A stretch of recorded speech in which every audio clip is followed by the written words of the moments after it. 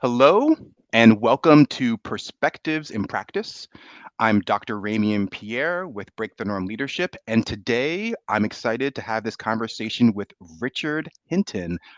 Richard, thank you so much for joining us today. I'm excited to get into it. How are you doing? I am doing well. I'm also excited as well. Well, let's start with you. Um, Framing your experience and also helping people bond with you, understand like your perspective, where you're coming from. Sure. I'd love to start with your origin story, and by that, I'd love for you to tell us what early experiences, either personal or professional, foreshadowed that you would be doing what you're doing now. And so, Yeah. also tell us what you're doing now. But Yeah. give us a sense of your origin story. Yeah, actually, I'm the head of people for a startup in New York City, right down in Financial District, Assembly OSM. And I'm starting in my origin. I'm going to start at the very beginning because I actually think that's a really good place to start. Um, but I grew up. I was born actually a little bit outside of Boston, Massachusetts. My mom's from Jamaica. Both of her parents are of Indian descent, and my father's African American. So I have a little bit of a mix there. So born in a little outside of Boston, we moved to a town called Tewksbury, which is about 20 miles north of Boston. When I was about 5 years old, my sister was probably about two. Um, Shortly after our move, my father got really sick and unfortunately passed away. So it left my sister and myself and my mother really to be the family that we are today. I think when my father passing away, what the impact it had on my life is all of a sudden it was like, you're the man of the house. And I had no idea what that meant. 5 years old, what does that mean? But all I knew is that I needed to take care of my mom and my sister. I knew my mom was sad. Um, and I knew my sister was just really young too. And I think we were all trying to figure out what life means at that point too. So that was pretty monumental kind of beginning of my life too. Now, like I said, I moved to Tewksbury. We moved to Tewksbury. Tewksbury, like many towns in Massachusetts, is very homogenous, very white, Irish, and Catholic. And as you can see, I am not white, I am not Irish, and I'm not Catholic. I'm actually Baptist. I was raised in a Baptist church. So that made for a really interesting childhood. Kindergarten was really rough. I got teased, bullied. A lot of kids said God had left it in the sun too long. You're dirty. You're stupid. You're ugly. Um, all these messages that I hate to say still ring through my head every single day. But they also made me who I am today as well. So I don't I don't regret kind of going through that too. So I remember going back to my mom and telling her, Mom, like everyone's making fun of me. I'm different. I hate this. And my mom always used to say, Richard, you are different, and you're going to have to work twice as hard as everybody else. And but she'd always end it with Jesus loves the little children of the world, and it's a little song that kind of tells about how God just loves everybody and all that kind of stuff too. So my mom was always really supportive and tried her best to kind of keep my head up. But I learned that the best way to, hide my differences, if you will, and was to really assimilate. So I did as much as I could to try and fit in. I didn't have a dad, so I couldn't go to a lot of the father son kind of activities. I didn't play a lot of sports when I was younger just because I didn't have that father figure. Um, and also, I was just different. So the color of my skin, I could not hide it. I was forever the only one. And it made me feel so uncomfortable just growing up. Then as I'm growing up, I also am like, well, I feel really different. I just know I'm different, but there's another thing that's different there too. So as I was growing up, I also was kind of coming to reality that I'm also a gay man as well. So that was a lot, being raised by a single mother, first generation Jamaican. I was petrified to come out to my mother. There's this you know thinking that Jamaicans don't really like gay people too. That was in my head for some reason. I don't know if a friend told me that or somebody told me that, but I was really petrified. And I also didn't want my mom to feel like she did anything wrong, just being a single mom too. And when you're young, I think you just try to make sense of everything too. So childhood was really interesting. And I think I just really tried to just assimilate as much as possible in order to really truly survive is actually kind of like what I've come to grips with. I went to school at this college in Worcester, Massachusetts called Clark University. I loved Clark because Clark was a school that was very much into diversity. I remember they had this slogan and they had this like photo of a pea pod and all these different peas in the pod and stuff like that. They were all different colors. That was the first awakening for that Richard had with diversity. My mom wanted me to go to school for business. And if you know Jamaican Indian, like, mothers or what have you, what they say goes. But also, if you know Richard, Richard loves a challenge, especially his mother. So I was like, Mom, you know what? I'll try out business. I hated business, but I fell in love with this major of communication and culture. And communication and culture was all about linguistics, but then also had this whole sociology, ethnography kind of spin to it. There was also some psychology, really digging into cultural identities. And it was all stuff that I kind of really wanted to learn because I was learning more about myself, but then other people as well too. So I love that major. Studied abroad and minored in Spanish. That was really an awakening, just being outside of this country and seeing how folks treated Americans, but then also just Black people too. I've never been it's never been more blatant than it was. But the thing that kind of I take away from that is like at least my friends really saw it. I don't think a lot of people used to see the racism or the microaggressions that you kind of get. But in Spain, like I was in Madrid and they were like, no, you can't go into the bar, you can't do this. You're no negros is what they used to say. And I think my friends were kind of interested to see how I always reacted to it. I always let it roll off my back and I just kind of like moved along with it. And I think that that kind of set a tone of how I kind of dealt with situations around my differences, especially race in this instance. I graduated. I got with my undergrad at Clark. I also did my master's at Clark as well. Obviously, I love that school, but they had a really great master's program, so I did that. And after school, I ended up really focusing on HR. I was like, HR, this is what I want to do. Somebody had said, oh, why don't you try HR? You like business, you like people. I feel like you'd be good at it. And I was like, okay. So I actually tried it and I actually really loved it. So coming out of school, worked for a marketing promotions company, high volume recruiting. Best way to really cut your teeth in HR at the moment. That's what it was. But I had an amazing manager while I was there. And I remember her taking me aside and just saying, like pulling me aside and saying, I'm gonna work with you. You're different. You're special. And I like didn't know what she meant. And I was like, all right, whatever. Well, I guess let's work. Let's work. That job wanted me to move to New York. Remember, I was still in Boston at that point. I couldn't leave New York. I couldn't leave for New York because I had a single mom at home. I was just getting out of school, but like for me, I could not leave my mom.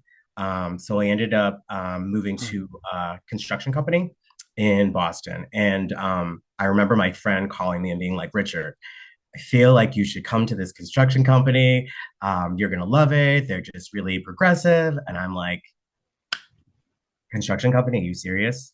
I am not trying to work with a bunch of like straight white men. That is not me. Help me understand how this is going to work. But I will tell you, as soon as I set foot into that building and I interviewed with the team and my hiring manager, I fell in love with that company. My manager was fantastic. I really love that they had a diversity initiative, a construction company in Boston. How does that happen?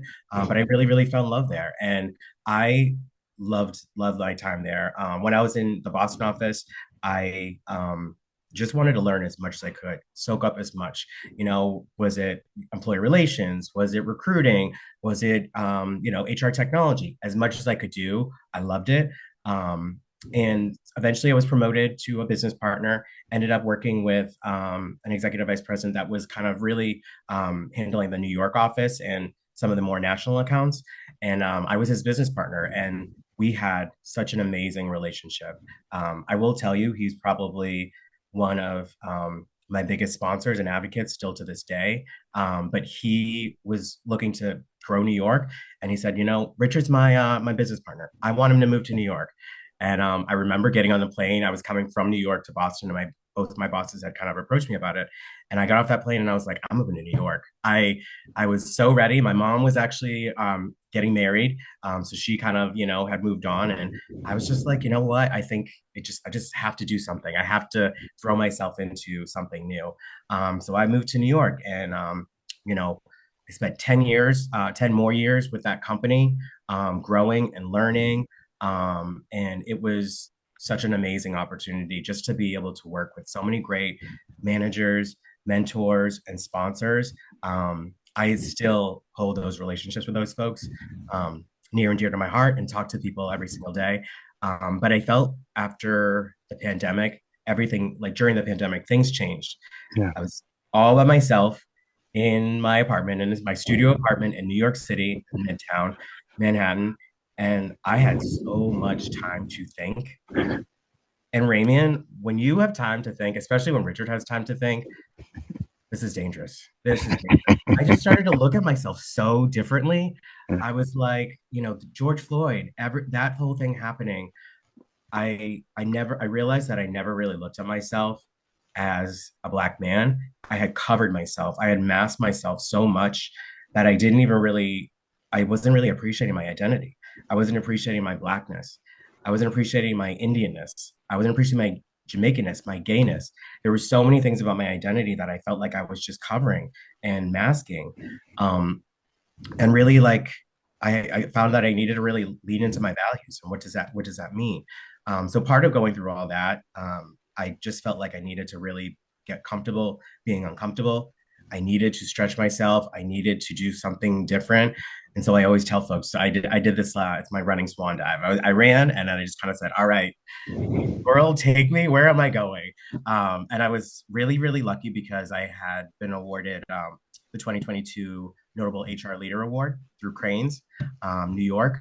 And I think that, that gave me some PR. And I met the CEO of a startup, Assembly OSM, and we met and we hit it off. And 2 years later, here I am as a head of people for Assembly OSMs, and it's been an interesting ride working for a startup, going from 16 years at this like company that is like my family I grew up with, and then jumping over to a startup.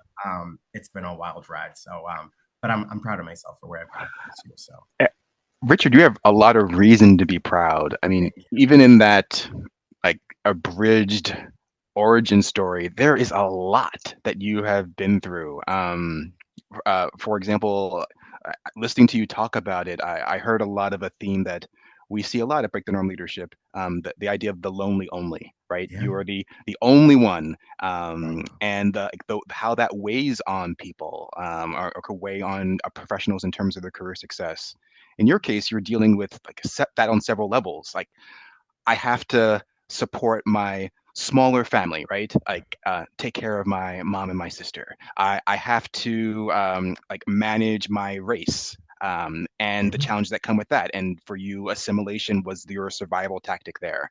yeah, I have to manage and negotiate my gayness. And how might that relate to one of the other two major absolutely, obligations that I have? Like that is a lot to carry with you, even before you get into all the professional things that you talked about. Uh, Deciding where to build your career, deciding what to major in, deciding what to mhm, focus on.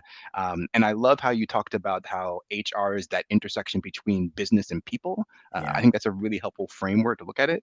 yeah, All that to say, like that is a lot packed in that you've had to manage, deal with, and clearly it's impacted you in a couple of ways, or a number of ways, I imagine. yeah, Let's talk superpowers.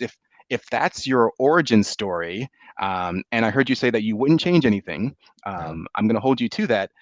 Then what superpower or superpowers have you developed as a result of all of those experiences? Yeah, I think my superpower is my ability to relate to people. I think, I mentioned the differences and I mentioned how I really tried to like hide so much of that.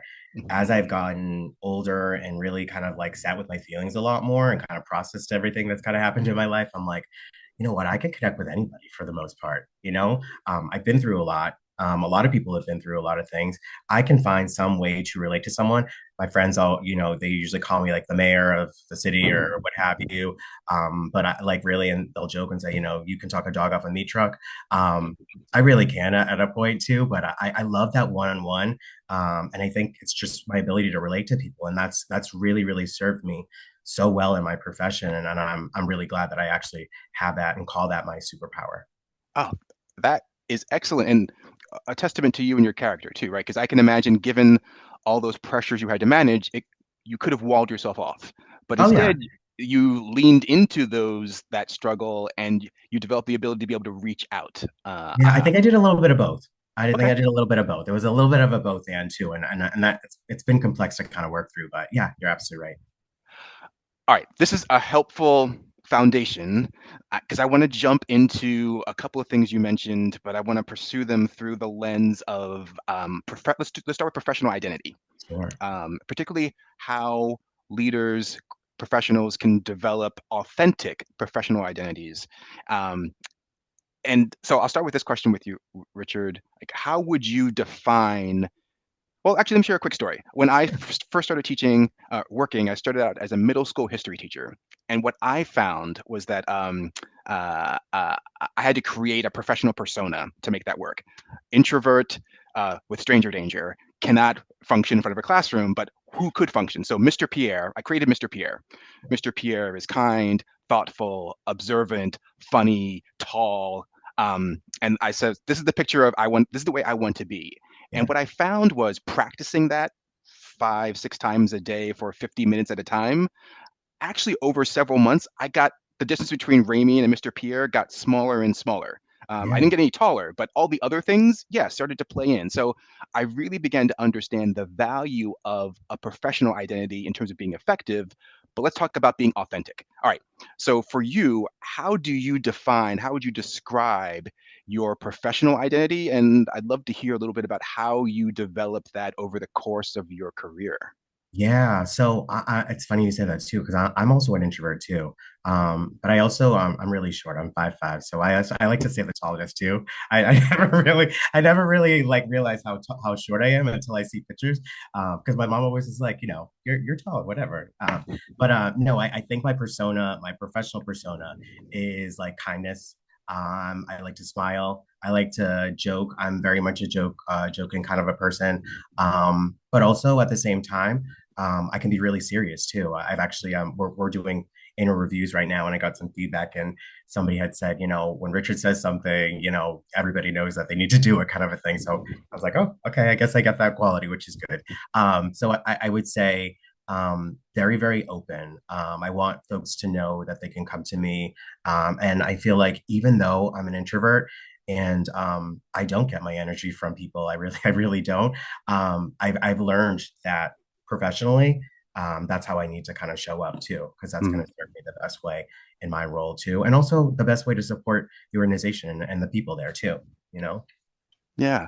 How close is that professional identity that is kind, that is open, that can be both serious, but also doesn't take, I'm putting some words into your mouth, you tell me Yeah, if I got them right, yeah, doesn't take himself, probably takes the work seriously, but takes himself lightly.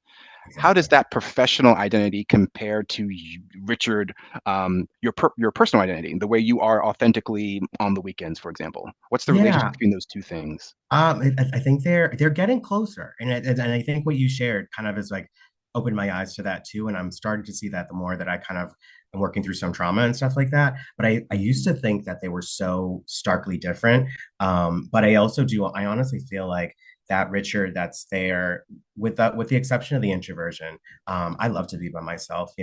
My ideal weekend is like walking home from working out with some friends and then just kind of sitting by myself and sitting at the Hudson River and just watching the river. I love that stuff. Like I'll journal, I'll meditate, I'll cry, I'll listen to music. I'm such a like deep sensitive person. I'm a Scorpio, so I don't know if that matters, but I would say they're very they're similar, but I would never say that I am being 100% authentic to Richard when I'm at work though. Yeah. I don't always feel like that. I feel like that's a version of Richard, not the true authentic Richard. I don't know if I've ever felt safe enough to be open like that in the workplace, to be honest with you. And I don't mean any shade to the places I've worked by any means. I think Yeah. that's just a lot of the trauma that I've dealt with, and also just establishing a really psychologically safe and trusting environment too, where I just haven't experienced that. Well, let's talk about that, about the real Richard, because Yeah, a question that we often get at Break the Norm Leadership is from people working at companies is how can I be my full self at work? yeah, And our general advice is don't. yeah. Um, I that totally agree. Yes. Totally agree. Besides being an introvert with stranger danger, I can be a bit neurotic and controlling and absent. No one other than the other Mr. Pierre signed up for that deal, certainly none of my coworkers. So what we often try and help people understand is we want you to be the best version of yourself or a Yeah. best version of yourself, because not as if there's just one best version of Richard or Ramien, Yeah. but be a best version of yourself at work, not your full self. Like Exactly. those folks don't they didn't sign up for that. No. Um, and that from your head nodding, I'm assuming that makes sense to you. 110%, because I don't think anybody. Richard has a temper at times, and that tail comes out, and look out, people. I don't want anybody to experience that. So when I'm at work, I'm very, very controlling of that side of Richard, because the littlest thing can set me off too sometimes too. But I've learned how to, that's the better version of Richard. That's the version that Yeah, I want and that I love and that I really appreciate. Sassy Richard, I call him. He's a little bit he's one that only for friends and family and for Richard by himself. And I think that's also why I like to keep up to myself, because I don't want to hurt anybody in the fair, process. fair, and we don't want to do any damage. Let's say that. No, exactly. So, what advice might you give other professionals out there who are trying to, or maybe they didn't realize the importance of developing a professional identity, even though I'm sure they've been doing it. What advice would you give them about how to curate that professional identity in such a way that it's still authentic? It may not be their full selves, but it still is a portion of their full selves. What Yeah. advice could you give them about how to curate that professional identity in the workplace? Yeah, I would say take your time and really explore the environment and the culture that you're in. It's almost like swimming in a pond. I kind of feel, do you feel like safe in this pond? Do you feel like you can, swim it clearly and do X, Y, and Z? I feel like taking your time to kind of really understand how you're going to best show up in that environment is probably the best advice I could give. I also would say don't be afraid to find mentors and managers and allies and stuff like that that also can help guide you. I think some managers and sponsors that I've had have kind of coached me around better ways. And I remember one time I showed up to work and I had a tank top on it, and I was like, I don't know what I was thinking, but like just the little coaching and the little nudging of like probably don't want to do that kind of a thing. I was very young and naive, so take that away. But I think also utilizing your resources and people that are around you um, is also another way to really kind of help curate and kind of find who your best version of you is too. Because I also feel like it gives great perspective. I think a lot of times I know I go in and I'm like, all right, this is how I need to do it. This is how I'm going to do it. And then I get some feedback or get some input and I see a completely different perspective. And that really kind of sets me off onto the better version of Richard, if you will. I love this. Use your resources, find others who can help, mentor sponsors, and we'll talk more about them in a little bit. And take your time. I think those are all Mm. great pieces of advice.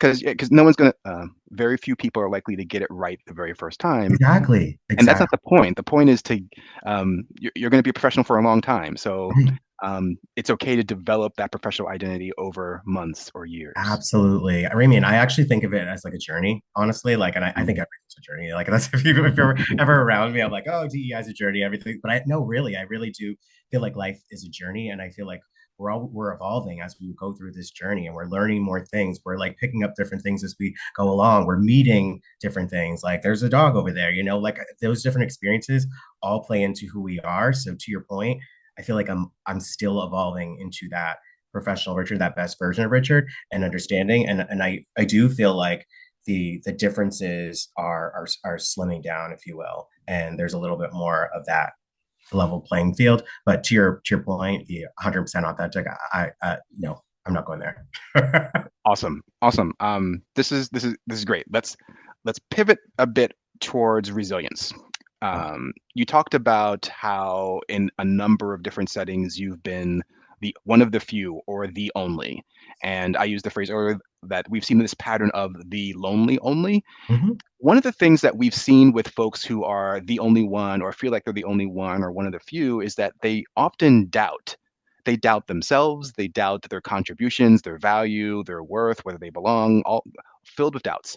Um, I'd like to explore that with you a little bit. Can you talk about how you've managed those feelings of doubt, if you've had them, or if you haven't had them in the course of being lonely or the only? Maybe you can talk about how you've been able to manage them, like not manage them, but avoid those feelings of doubt. Like, Yeah. how have you managed or avoided doubt in your professional career, given like how you have been one of the few or the only in particular situations? Yeah, there's a few things that I feel like I've really been able to hone in on. I like I said in my childhood, I really just assimilated. But I think for that, I'm not celebrating assimilation by any means. It was just something that I kind of went through and how I handled it to survive.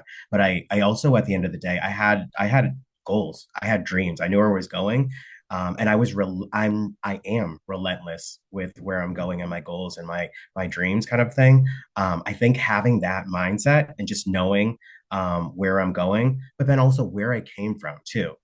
Sometimes being the only one in the room, like I know I've had so many times I've had those doubts, and I'm like, I look around and I'm like, oh, here we go again. And it's so weird because like not a lot of other people realize or recognize that. I recognize that all the time. So a lot of times, what else I do is, I do a lot of self talk. I talk about where am I going and how important this is and what a great opportunity this is, but also where I've come from. Like, look what I've just dealt with. I like not to be like this, but like I've grown up without my father. I have grown up being teased. I have grown up having to fight for almost every single promotion that I've had. Like nothing, it's not going to stop me, kind of a thing. So I also feel like I've had to be so relentless and also just remember who I am and where I'm going, and not let anything kind of like Mm, stop me in that regard.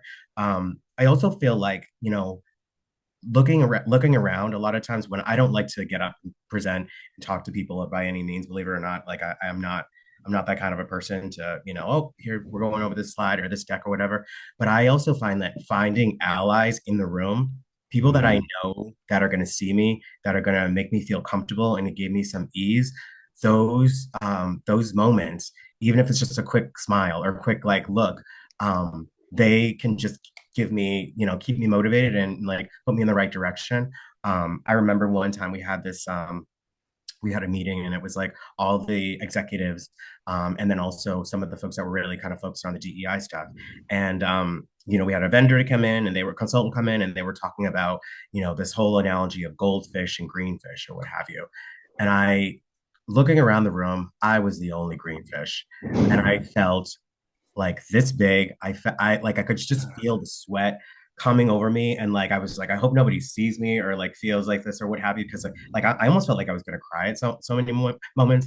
I had like a real physical reaction, and we ended up breaking, which is thank goodness. I don't know if maybe the facility saw that or what have you. I don't think she did, but after that, one of the executives came over to me, and he put his hand on my shoulder, and I kind of like tensed up, and he said to me, he goes, "You'll always be my favorite greenfish."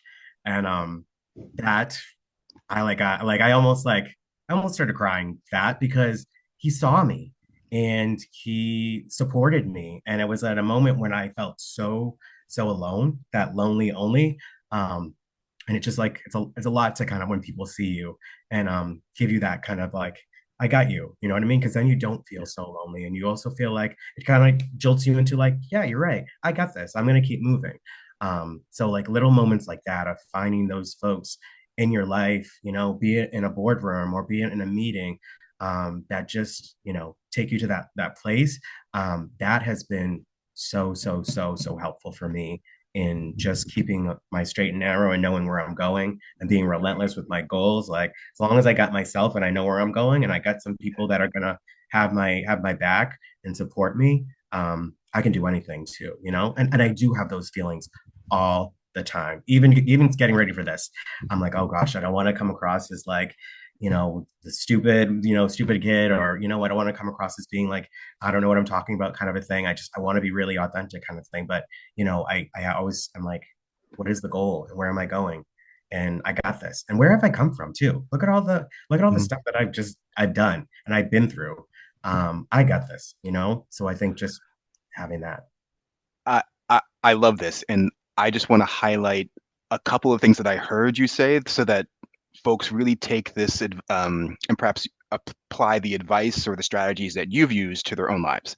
So first is this idea, not idea, I will call this resilient strategy that you use of reminding yourself of where you came from and where you're going. Yep. What I hear as an outsider is in this space, you feel like the lonely only. Like in Right. this room, I'm the one green fish and all these goldfish. Yeah. And it's really easy to keep your body's in that spot, but it's easy to have your mind like stay locked into this uncomfortable space. Yes. What it sounds like you have done to help you manage that and not get stuck there is remind yourself of two things. You've given yourself some direction, some vector out of this space. You know you're not going to live here forever because you have direction. You know where you want to go. You have a goal.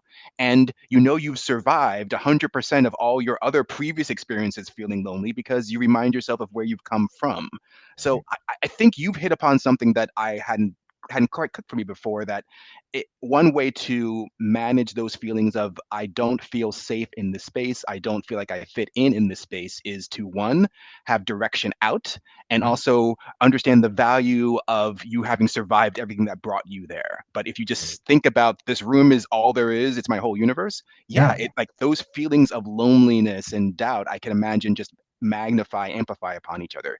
Does that make any Absolutely. sense? Am I hearing you correctly? You are hearing me 100% correctly. 100%. It's like I almost like taking myself out of the room in so many ways, and looking at it almost from a bird's eye view kind of a thing. You know. The Yeah, thank you. So thank you for affirming that I heard that right. And the other thing I heard in what you were saying is we can't it or it may not be helpful to think of our career progression as a solo sport, but maybe more as a team sport. For you, you just talked about, and you've said it earlier in some to respond to some earlier questions, mentors and sponsors, allies in the room, making connections with those folks. And also, side note, you also gave a nice example of how allies can show their allies. Like instead of when you see somebody who you perceive might be feeling lonely or only, Yep. don't step back. Yeah. Like walk towards, even if you don't know what to say. It's like Yeah. say Lean something or do in. something, but lean in. Yeah. But am I hearing right that also another way you've managed these feelings is not closing yourself off in these lonely situations, but looking for allies in the room, relying on your network outside the room, I assume, in terms of sponsors and mentors? Did I hear that right too? Absolutely, absolutely, yeah. And it's funny you say that too, Raymond, because I'm thinking about it. Like in work, I do that a lot. I feel like I've been able to really identify and find a really great group of folks that I trust and can do that. I think in my personal life, I feel like I'm a bit much more like keeping to myself. Outside of my friends, still, but even with my friends, a lot of this is like Yeah. I have very very very strong walls and that I'm working through when I'm packing, if you will. Yeah. And Yeah.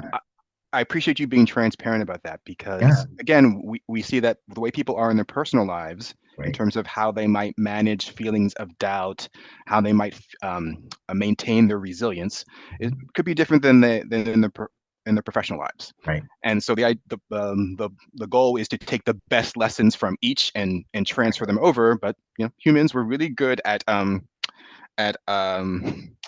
of compartmentalizing our lives. Absolutely. Yep. Sometimes we have to, but Hmm. sometimes it doesn't serve us. Exactly. So you may end up repeating yourself here in response to this question, but let's talk about advice. Yeah. If you were to talk to other corporate professionals around how to become resilient or stay resilient despite what's going on in your professional setting, what's a piece of advice that you've either heard that seems to be working or that you've learned from your own experience that you want to share? What advice can you give professionals about being resilient or Yeah. staying resilient at work? Yeah. I'm gonna lean back into like know where you came from and know where you're going. Don't forget that. And um it's a team sport, and also like who's driving though? I'm driving. Mm, You are driving. Own that. And like I said, I don't know how I developed this resiliency. I think I was born with it, honestly. But it's just developed kind of a thing too. But you have to be relentless. If you want something, go get it. But don't ever forget where you came from and what made you you, and how strong you are too. Because I think a lot of times, even when I've fallen down, it feels like I can't get back up. But then what really picks me back up is knowing that I've gotten back up before, and I may be broken, but I'm going to put myself back together, and it's going to be even better and even more beautiful. You know what I mean? So, um, I have like I feel like so many lessons have taken me to get here. It's Yeah. been a true journey, if you will, Ramien. But I'm relentless, and I will relentless Richard. Maybe we'll here. You That's know, the that's my t-shirt. team. What I heard there, so thank you for that advice. Yes, have that, know where you come from, know where you're going, have that direction to help you be optimistic about this situation doesn't define your entire experience. Um, and as I was saying that, I almost lost my train of thought. All right, we'll have to edit that out. I apologize. Um, I do want to let's talk about the team sport piece because Yeah, you've already talked about mentors and sponsors, and I will want to make sure that we all understand what you mean by those mhm. terms, and then we can talk more about who should be in your success squad, how you might develop your success squad. Now, all of a sudden, I remember my other question, but I'll get back to that later. Yeah, So, Richard, for you, how do you define mentor and how do you define sponsor? I want to make sure folks understand the difference, at least yeah, in terms of your experience. yeah, absolutely. I think of it pretty cleanly, honestly. I think of a mentor as more of a coach, someone that's going to maybe coach you with your development, coach you with your career path or what have you. I think a sponsor is an advocate. Mhm. So a sponsor is all Mm, about advocacy. Generally, they're at a higher level. Maybe they're like an executive, or maybe they have some other higher level of privilege, or what have you. But they use their platform to advocate for you. So is it a really great project? Is it a stretch opportunity? Is it being part of a committee? Is it being part of a project with other executives that gets you that exposure? So it's really kind of really truly being that advocate for someone that might be underrepresented or not part of the majority, if you will. okay, got it. So, mentor more of a coach, sponsor more of an advocate, someone who speaks about you, opens doors when you're not in the Exactly. room. Exactly. So if those two types of people are in your success squad or on the success bus, which Yeah. you are driving, I heard you say that Ah, before, you're yes. the one driving the bus, even though you Yeah. have these allies. Who else is in the bus that you're driving of the success squad for Richard in particular? Like who else what other types of people do you have in on the bus? Yeah. So I would say my network. Lately, the network that I have just found, like through LinkedIn, through different events, Yeah. Ramian, it is wild how many people have just come out and supported me, supported other folks, like just the different connections. I would say newly, this is a very new kind of new concept for me too. It's just my network has been so supportive, and I would absolutely put them as part of my success squad, especially after this past year or two. Outside of that, I would say my friends. Um, I have like I have like the best friends. So it gets me like choked up Yeah. too. Um, my friends are great. They challenge me, they inspire me. But also like when I'm down, they sit with me. They're not afraid to sit with those feelings or when, I'm kind of going through tough times, what have you.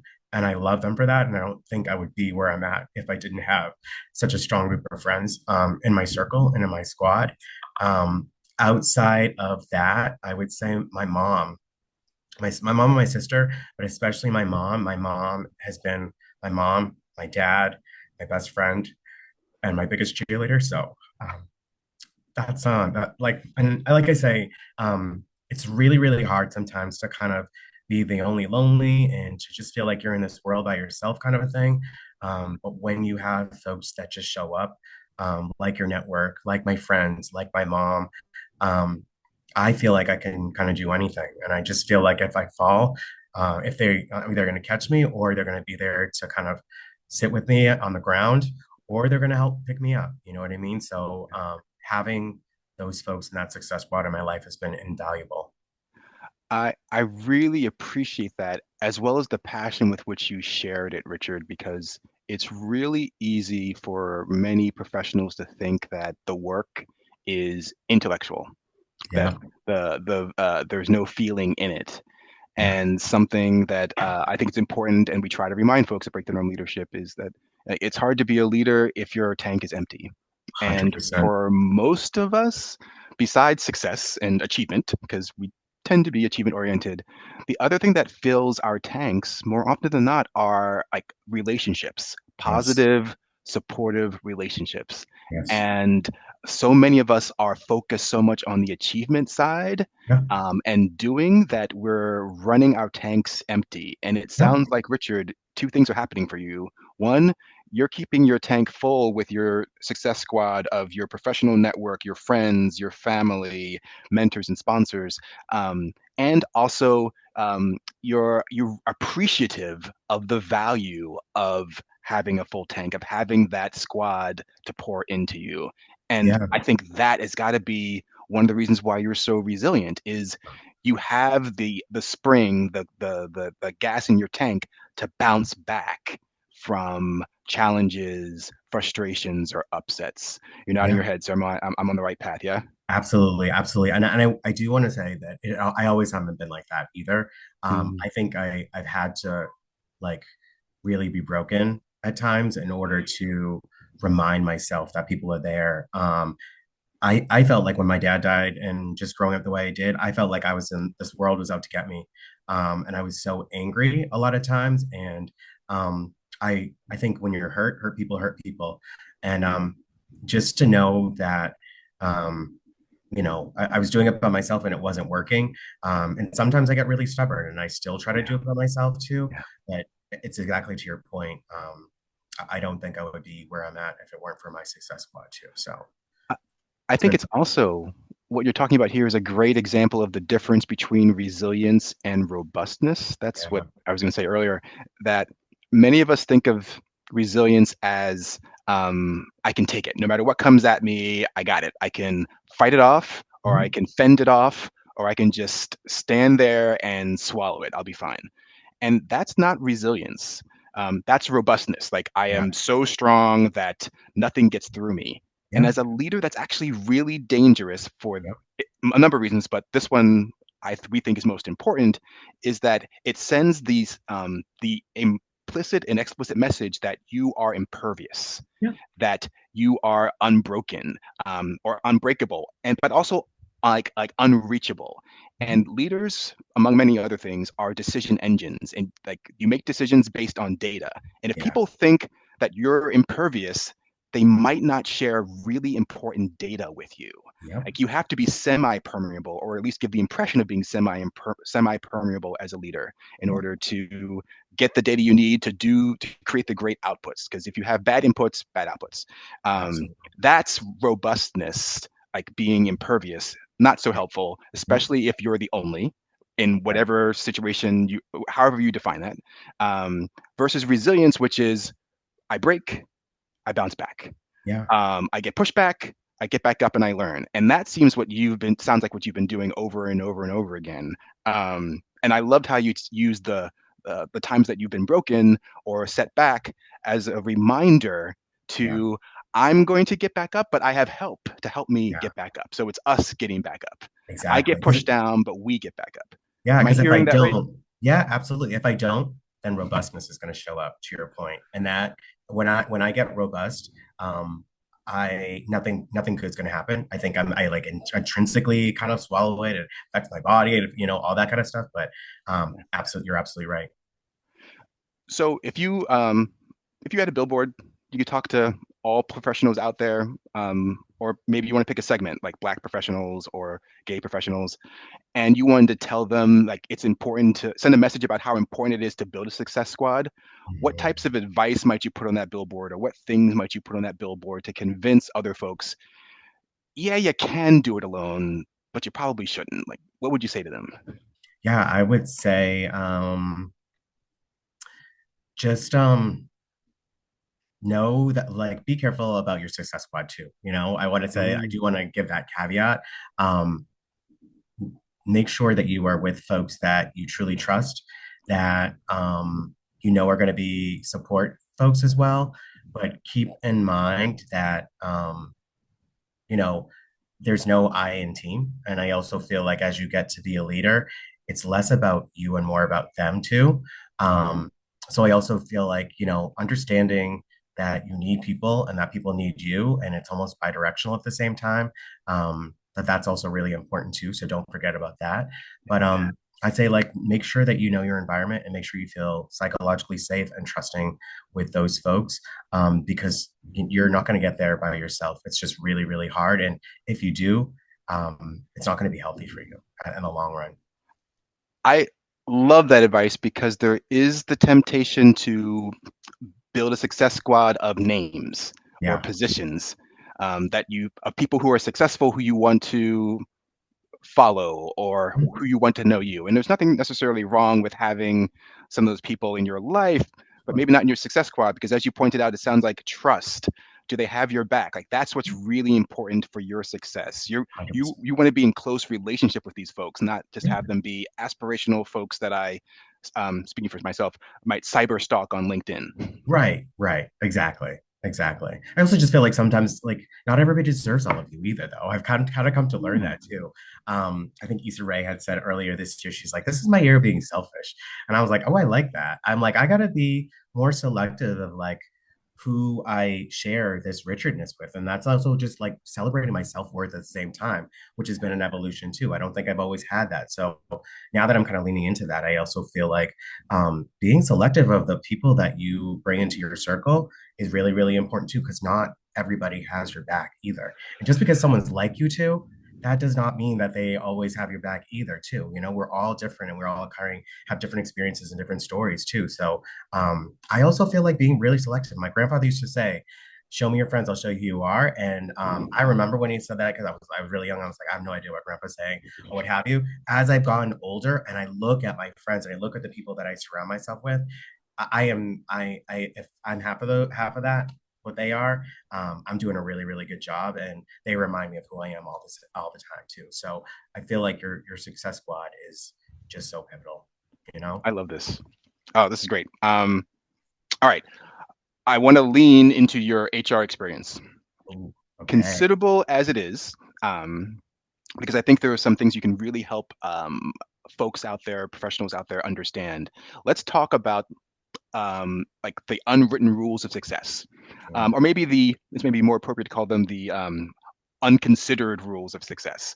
Sure. So, for the sake of this part of the conversation, let's think about the entire workforce falling into one of three categories. Okay. There are individual contributors, there are people leaders or managers, and Yeah. then there are executives. So individual contributors, people trying to be the MVP on their team.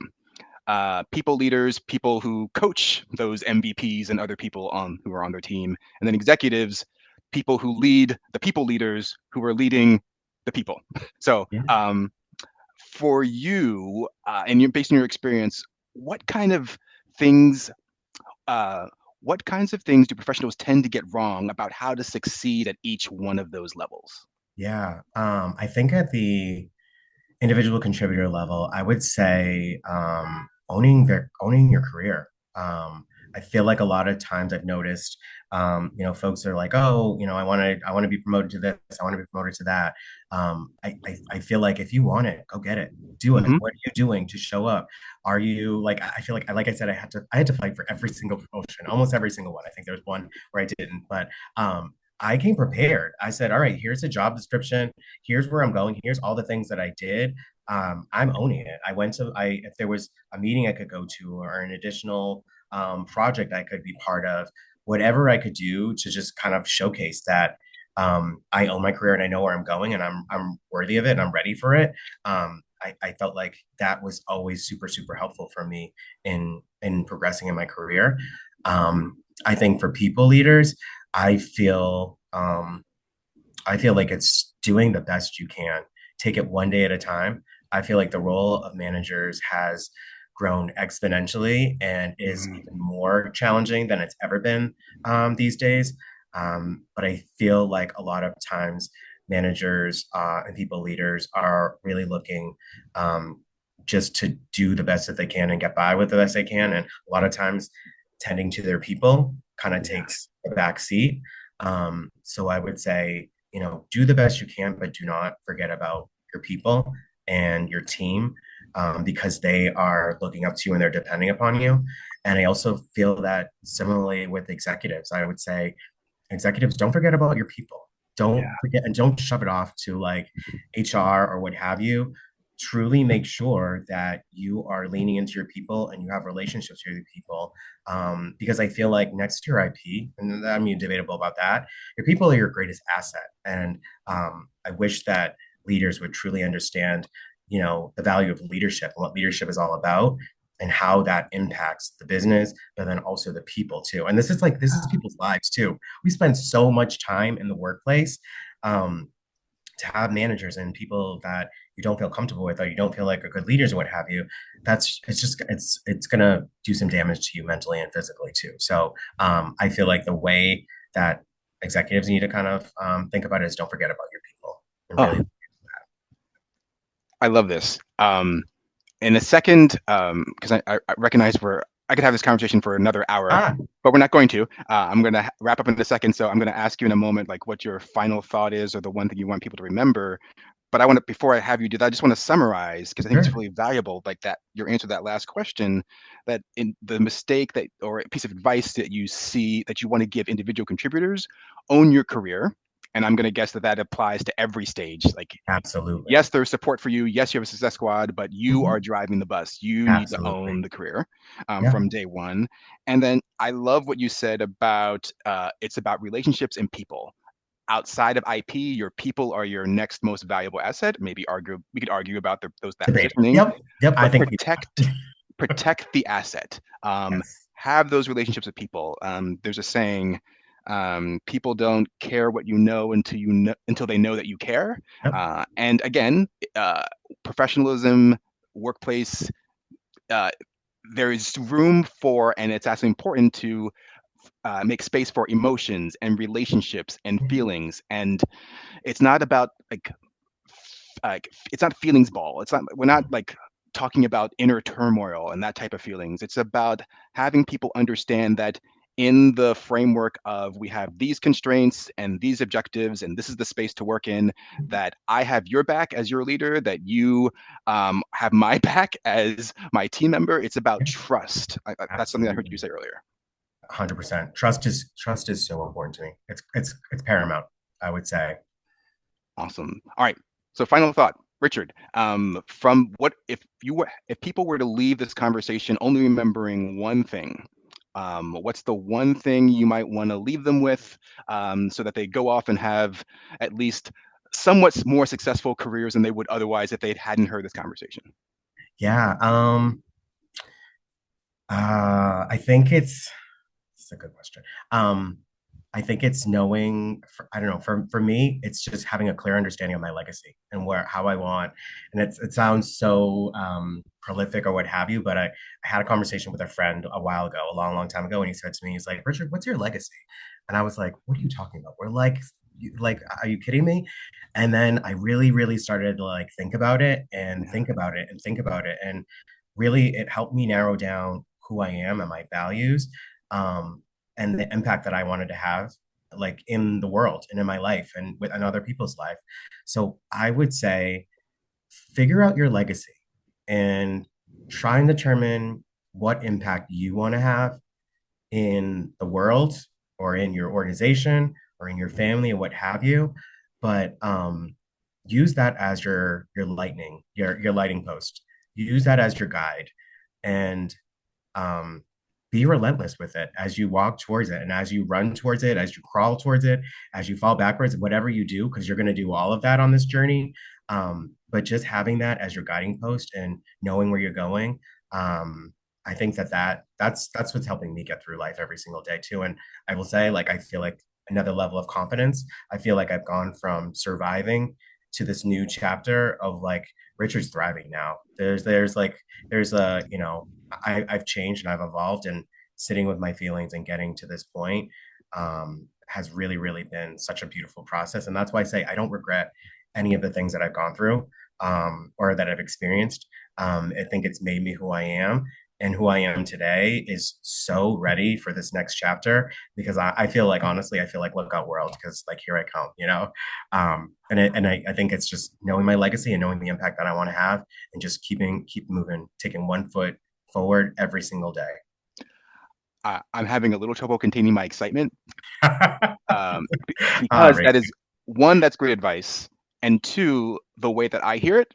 Yeah. based on the entire conversation that we've had, Yeah. is um, a way to your advice in terms of the way to move from survival to, or focusing on survival to thriving in any environment, even where you are facing setbacks, even where you are the lonely only, is Hmm. to have a career compass, to have a true north. And you build Thank that you. compass by having goals, Yeah. by knowing where you came from, by being clear about your values, legacy, and impact. Build Hmm. that compass, and you can navigate any challenge that you might experience throughout the course of your career. And I feel like you're living that, not Yeah. just saying it, but you have lived and are living that. I am, and I'm a person like I talk is cheap as far as I'm concerned. So I'm always a doer. I don't I want to show that in everything I do, and I really feel like I'm leaning into it too. So that it's I'm excited about where I'm at right now in my life too. So, but it's been a journey, and I also feel like if I can do it, I hope that folks understand that you can do it too. You know, we all have so different challenges and experiences and stuff like that. And I also want folks to never forget the power that you have within you and listen to that fire, listen to that source, you know? All right. I let that be the final word. Yeah. Uh, Thank you, Richard, so much for sharing Thank your you. journey and your leadership insights. It's been a pleasure hearing about your experiences and the lessons you've learned along the way. I can't thank you enough. Thank you so much, Ramien. Thank you so much. I really appreciate it. And break the norm. Thank you. And for our viewers, if you enjoyed hearing Richard's insights today, don't miss the other Break the Norm Leadership interviews. If your organization is interested in learning how Break the Norm Leadership can help you develop your greatest asset, we're not just saying that, Richard just said it a moment ago, your people, please click on the link below. Thank you, and hopefully this has been worth the expense of your time and attention.